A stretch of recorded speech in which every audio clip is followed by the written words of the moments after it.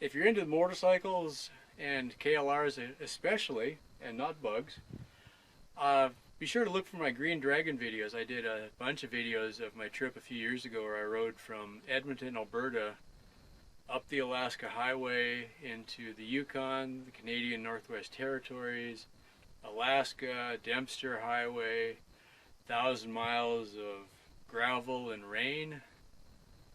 Top of the World Highway, I made it into Fairbanks, I think, and Anchorage and Whitehorse and all kinds of neat places. Hello and welcome to, Carlin's Worlds. Yeah, that should work.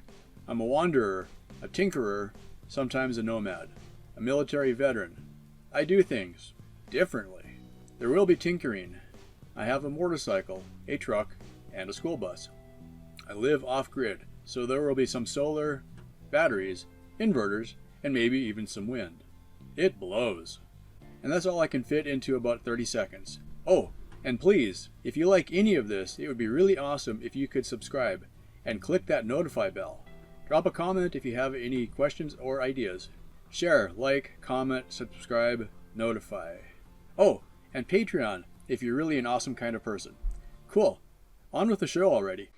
Alright, motorcycle time. So today we're swapping out the chain because the last time I put a chain on I got a really cheap one and you get what you pay for. Almost. So, if you want to send me sweet stuff, that's where I'm at. This one came from Eagle Mike over in El Cajon, California. They got it to me. I ordered it Friday and I had it by Monday. That's pretty awesome. Over yonder is the chain. This one, 520 VX2, 106 links. That's what the book I had just over there said. So they're basically either custom ordering or custom cutting. I'm not sure. I'm going to be using a chain braking tool. No idea if that was in focus or not. Sorry if it wasn't. So I got this particular chain braking tool at a Yamaha dealership in Whitehorse, the Yukon. No lie, I took a spare chain and spare sprockets on the Alaska trip. Rode all the way up the Dempster Highway to Inuvik, came back down, went over top of the World Highway, went up to... where did I go? Is it Fairbanks, and then back down to Anchorage, and then down back into the Yukon. Finally decided the chain was making unbearable noises. It was completely hosed. All that time I carried the spare chain and spare sprockets. I didn't have a frickin' tool to cut the chain down with that I had. Yeah, go figure. So I bought that at Whitehorse. Okay. It's getting cloudy and stormy out. So of course I spent 2 hours watching YouTube videos first to get psyched up. This is going to go relatively quickly, hopefully. It's about 105 degrees out here right now. It's just nicer to be on the cardboard than it is to be down in the dirt. Okay, earlier I showed you this abomination? Yeah, whatever. This horrible hack job that I made. Front wheel is supported in this contraption. It's basically a front wheel chock made out of old school bus seat parts, badly welded together. I do have this that I don't think I'm going to use it. The idea is I can use my floor jack that I bought for the truck, Harbor Freight. The jack is lifting up on the lowest point on the suspension, and that basically just lifts the bike up.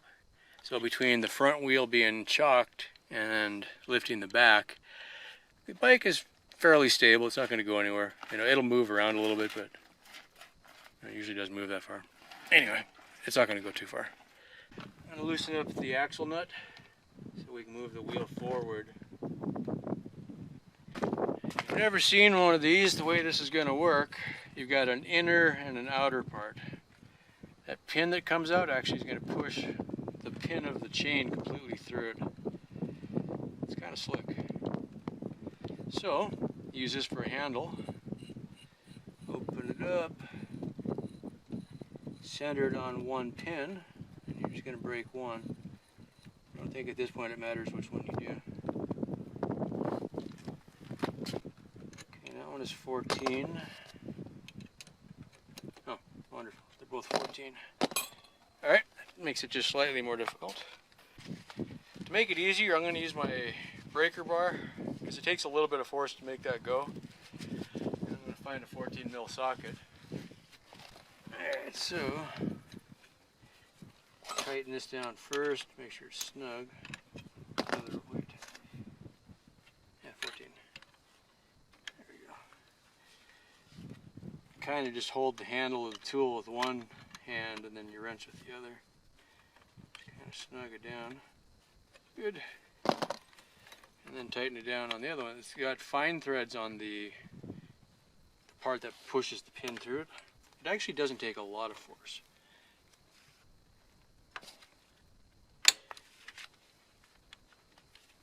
And we either broke the tool or we're good to go. And the mistake I made the first time I used this is you get it halfway and you think, oh, that's far enough. No, just keep turning it all the way.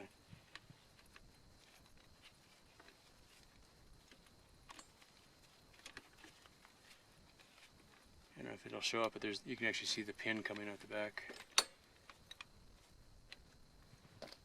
Okay, it's all the way in. So now I'll use the socket on both of them to pull the tool apart. And I can back the plunger out. That's the word, the plunger. And that's the pin that was holding the chain. Now we have completely disassembled our chain. How about that? Now, since I know the bike is in neutral, you just lift it off. Pretty slick, huh?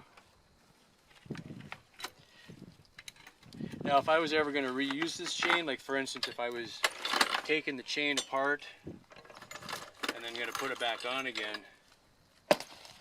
what you'd do is you'd cut the next one or remove the pin on the next one, and then you'd have two of the little links, and then your master link would go in between there. Alright.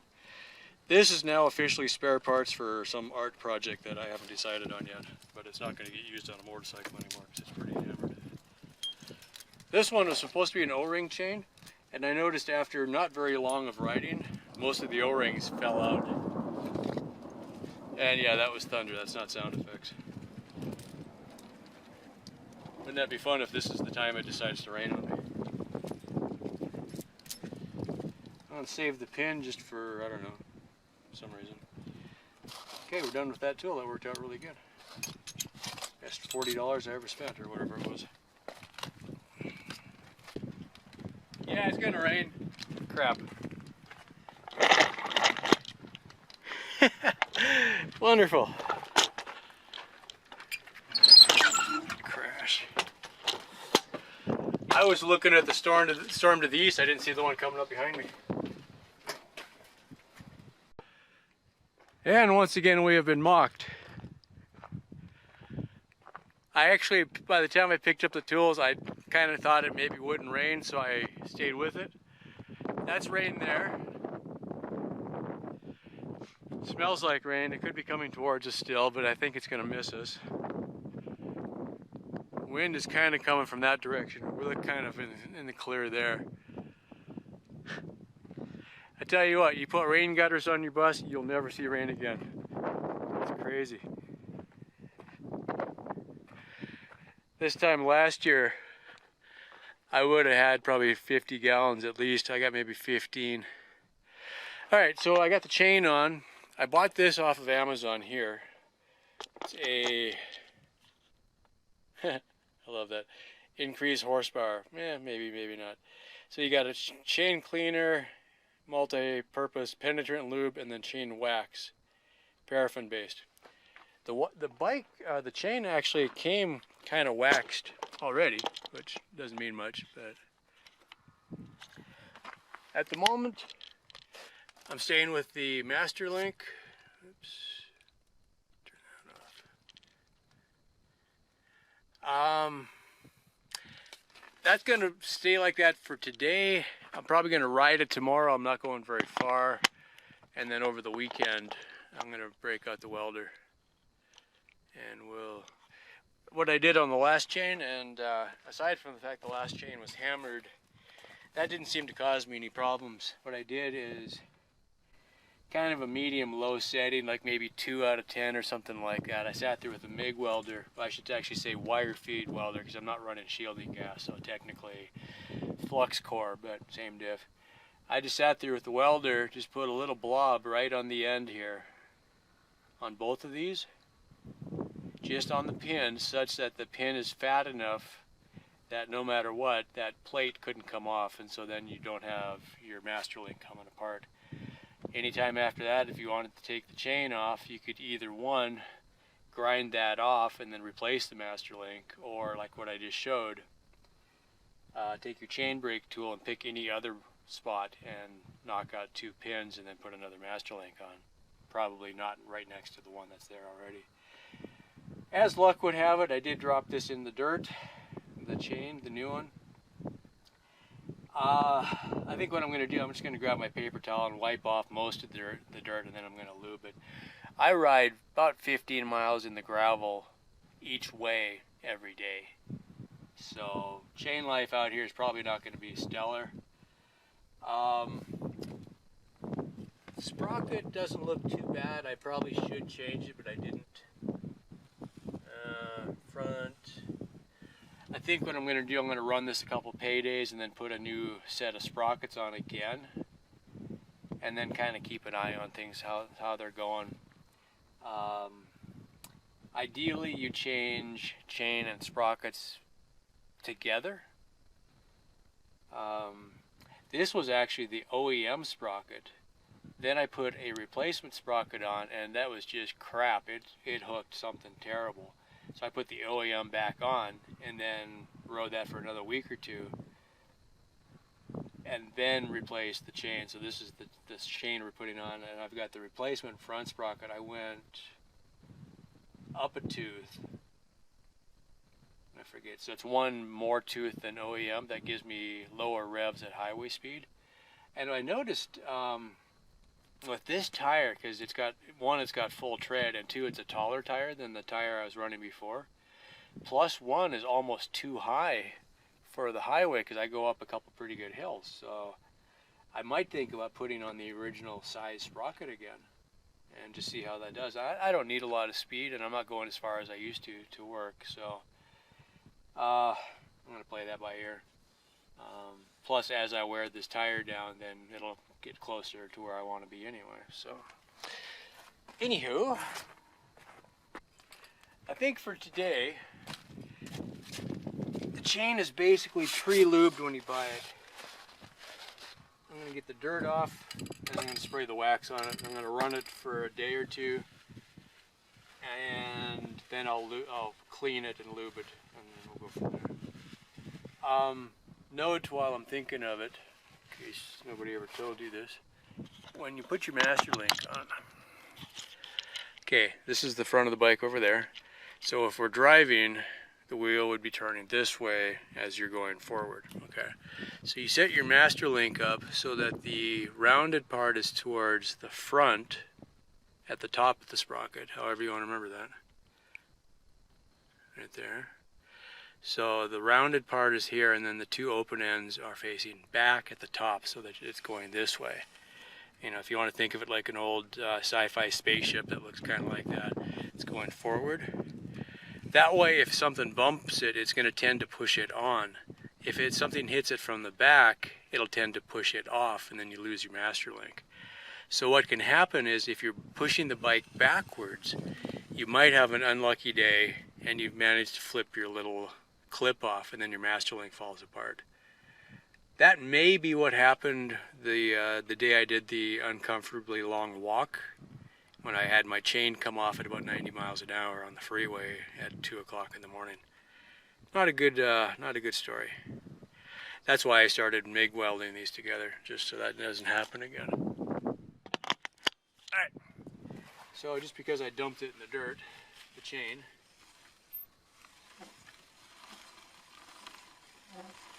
kind of wipe it off a little bit, unless that's waxing all that dirt into it. But out here, realistically, it's not going to make a lot of difference. So yeah, I'm just going to wax it, and the instructions on the can apply chain to apply to inside the chain. So just down here is where I'm going to be spraying it. Since they give you a little tube, that's obviously put it where you're supposed to put it. I think if I spend more money on chain lube, I'll spend less money on chains. So find somewhere where I don't spray the tire too much.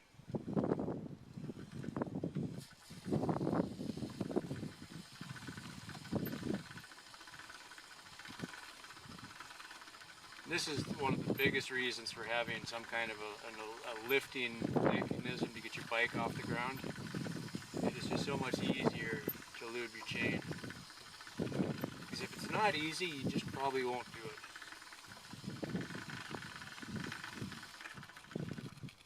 That's probably good enough.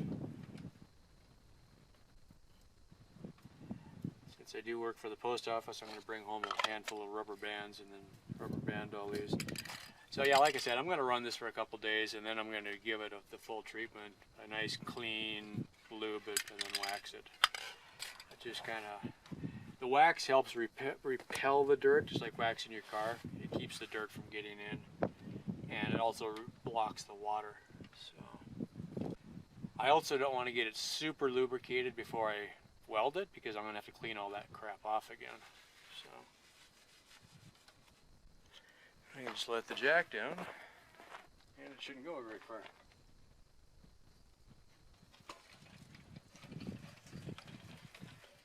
It's kind of scary when it starts going like that, huh? The way I hear it, you figure halfway between your axle and your front sprocket nut. So that's about here. My old bike, I don't know if it's on this one or not. I took a Sharpie one time and just made a mark so that I just had a spot to look at. Get that out of the way. That's actually pretty close. It might be a little bit too tight even. I'm going to back it off just a bit.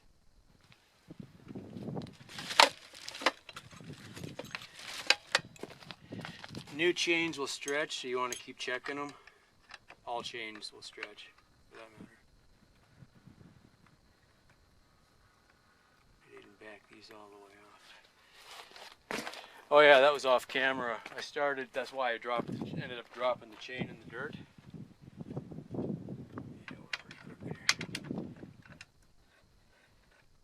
I had started putting the chain on, forgot to back off the adjuster, so I was like 3 inches too short.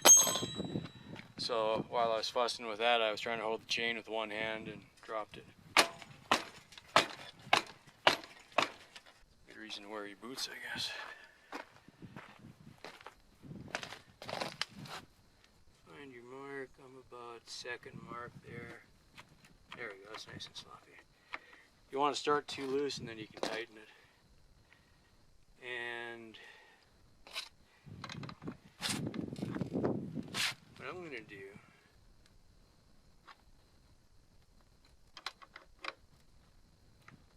is find a mark.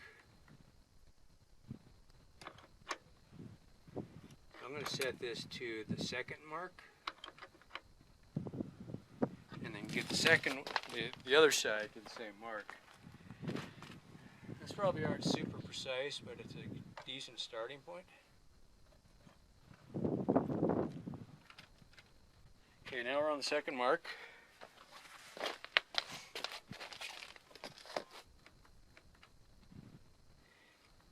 Figure about 2 inches. That's actually pretty close. So let's just lock it down there.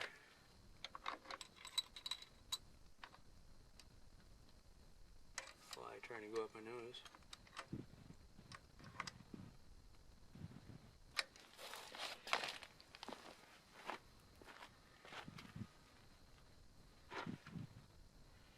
And it's going to, probably, I might even adjust it to tomorrow at work before I come home, because that'll give it time to settle in a little bit. I'll tighten the axle up and put the cotter pin in.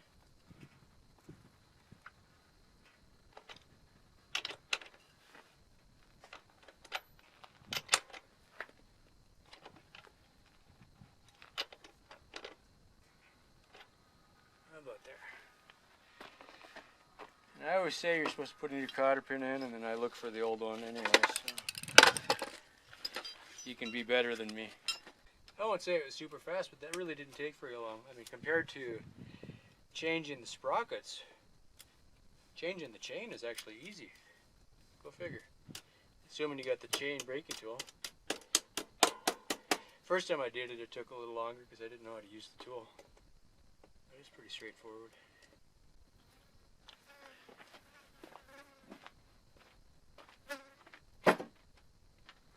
Alright, let's see, any loose tools? At the moment. Stand it up. It's always easier to push it with the side stand out of the way. Just seems to work better that way.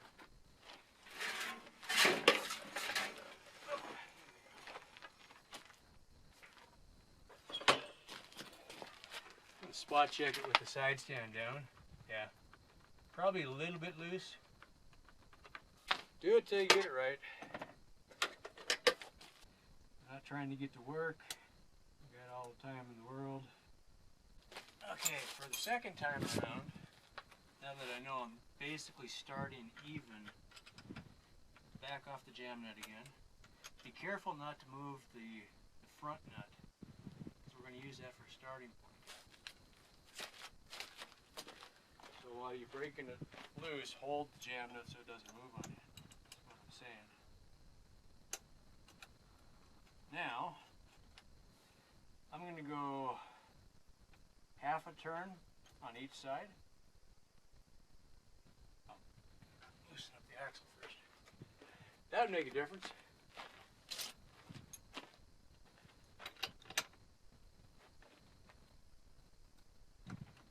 That was surprisingly effective. Alright. Half a turn. I like to go back and forth, do a little bit on each side, and then especially on this side you can watch what the chain does, because it doesn't take very much. Tight. Let's go another half. I like that right there, so I'm going to lock it down, and then I'll tighten the other side another half.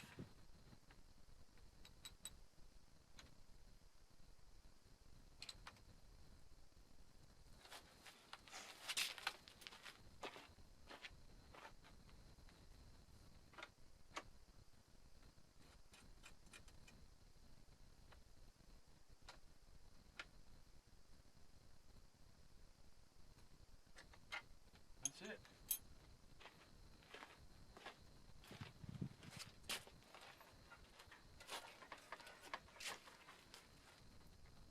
I think that's pretty good.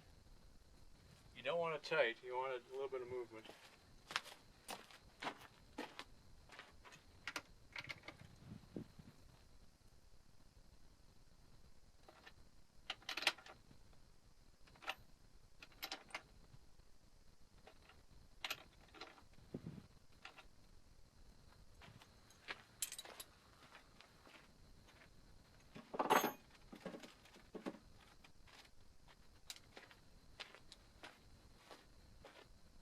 Axle is tight. Cotter pin in again. Take it out for a quick spin.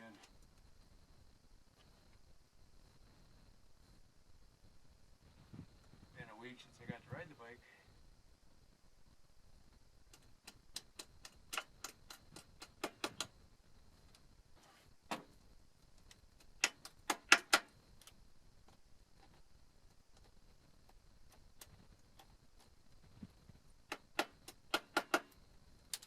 Like so.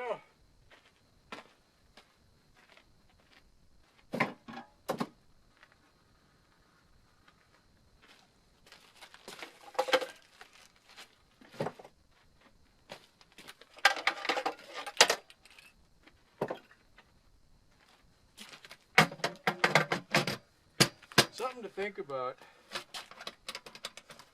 You should let that wax set up for a while. It's been a few minutes already, so don't go hammering it too hard. I just want to take it for a quick spin and see if I have anything else weird going on. I've noticed with it hot, sometimes the carb, I don't know, boils dry or something like that. All the gas evaporates.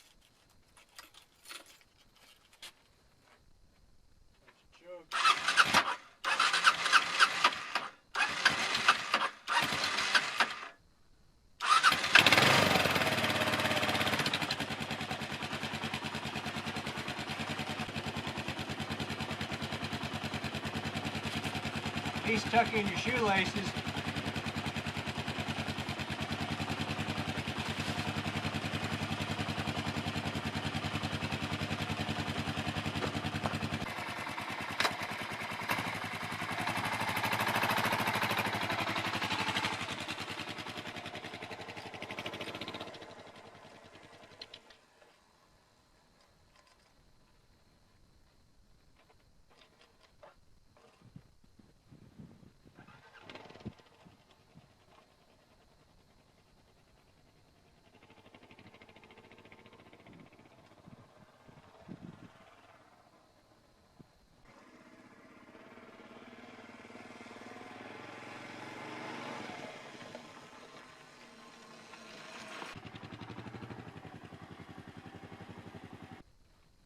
Alright, that was totally non-scientific, but there was a purpose to it, right? Still got thunder going on. Okay, so the thinking was, it was making a lot of noise on the old chain, and I just wanted to have an idea how quiet the new chain really was. It's significantly quieter.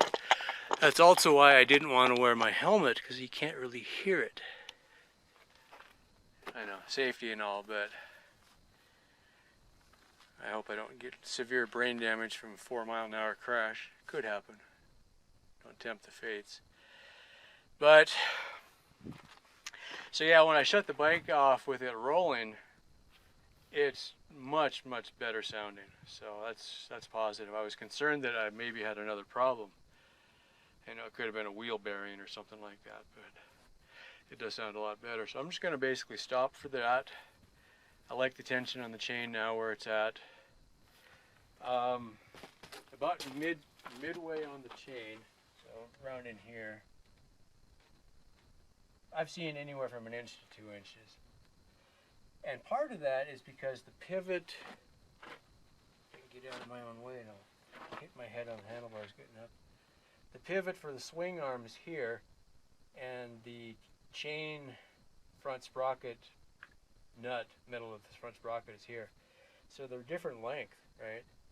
So as your swing arm moves, it's not a constant radius. So on the KLR, because it's got a fairly long travel suspension, I think they want you to leave it a little bit loose so that when you bottom out, the chain doesn't get too tight. That was my problem before when the shock was blown. That's part of why that other chain didn't last very long. The bike was bottoming out constantly. The shock wasn't working right. It was just basically flat. And that caused the chain to wear. It also, I think, contributed to the rear sprocket wearing out so bad. So it was just a mess. So now I've got the replacement shock on. It feels much better. I got new tires. I got a new chain. I'm just going to watch these sprockets and see how they're looking. I'm going to let them run for a while just because I need the money right now. So I'm going to let them kind of get everything caught up again. So we should be good for a while. Nothing else. Next payday after, I'll just get a new set of sprockets again, and then there won't be that many miles on the chain yet by then. So it's better if they wear together, but you do what you can. All right, don't hit your head. That's basically it for that. I know you feel cheated because I didn't show you putting the chain on, but it's pretty easy, you know. The one trick I learned from putting the chain on, if you're having trouble, take this cover off. It makes it just so much easier. Alright, that's about it for this week. If you got anything out of that, please click the like button. If you're new to the channel, please subscribe. That really helps me out a lot. If you're into motorcycles and KLRs especially, and not bugs, be sure to look for my Green Dragon videos. I did a bunch of videos of my trip a few years ago where I rode from Edmonton, Alberta, up the Alaska Highway into the Yukon, the Canadian Northwest Territories, Alaska, Dempster Highway, 1,000 miles of gravel and rain, top of the world highway. I made it into Fairbanks, I think, and Anchorage and Whitehorse and all kinds of neat places. Got snowed into a campsite for a couple days. Good times.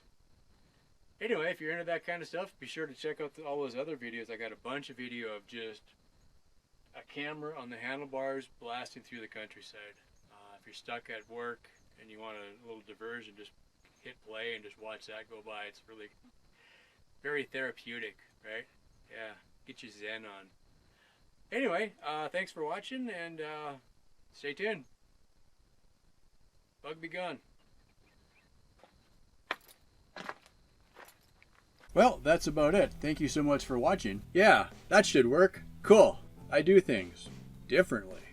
Oh, and please, if you like any of this, it would be really awesome if you could subscribe and click that notify bell.